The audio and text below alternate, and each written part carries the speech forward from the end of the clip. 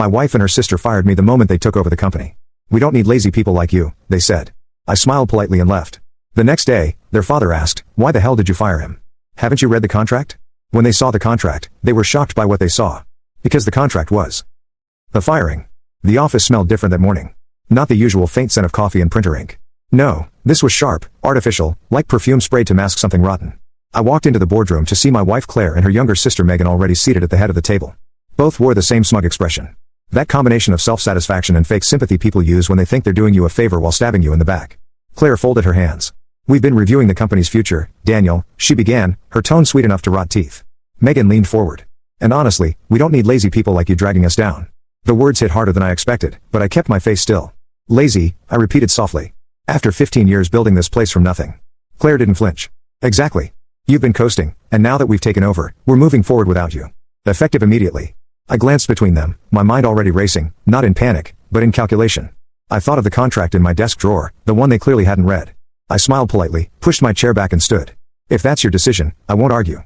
I left the room without another word. Behind me, I heard Megan chuckle. They thought they'd just destroyed me. They had no idea they just signed their own ruin. The father's call. By evening, I had cleared my office.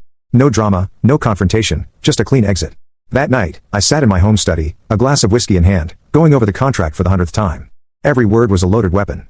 It had been drawn up years ago when Claire's father, Richard, first brought me in as his right hand. I'd invested not just my time, but my own capital into the company when it was still a struggling family business. Richard had insisted on a clause, a safety net, in case of future leadership disputes. They didn't know it existed. The next morning, my phone buzzed. Daniel. Richard's voice was sharp, urgent.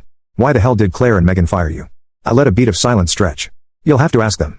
Oh, I did, he snapped. They said you were lazy. His tone dripped disbelief. Do they even realize what they've done? Have they read the contract? I'm going to guess. No, I said, smiling into my coffee. There was a pause. Send it to me now. I emailed him the file and leaned back in my chair. 10 minutes later, my phone rang again. This time, Richard was laughing. A deep, almost cruel laugh. They've just fired the majority shareholder, Daniel. And unless they buy you out at your valuation, they lose controlling interest. I could hear the pieces falling into place in his mind. Meet me at the office tomorrow, he said. We're going to watch their faces when they realize exactly what they've done. I didn't say it out loud, but I was already picturing that moment, the shock, the panic, and I was going to savor every second of it. The boardroom ambush.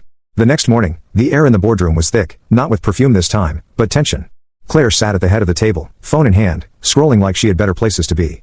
Megan was sipping a latte, wearing the kind of smile people wear when they think they're untouchable. Richard walked in first, his footsteps echoing. He didn't bother to sit. I followed, holding a single folder, the contract like it was nothing more than a piece of paper. Girls, Richard began, his voice cold enough to frost the glass walls. I've been informed you fired Daniel yesterday.